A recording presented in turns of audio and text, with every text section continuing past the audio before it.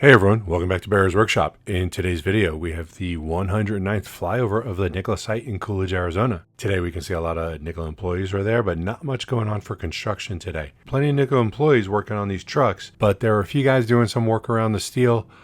We may be waiting on the concrete to cure, or maybe the giant crane that they need. We like cranes here at Bear's Workshop. Don't like flying around them, but we do like them. We do expect to see some progress coming up shortly.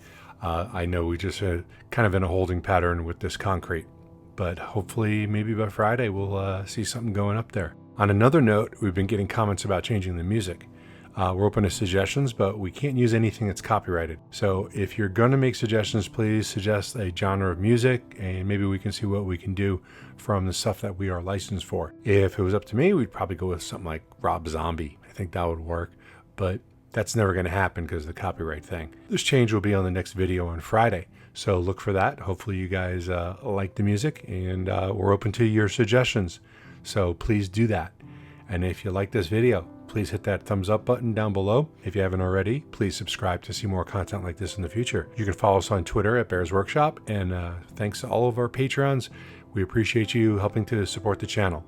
Thank you. Now, let's go fly.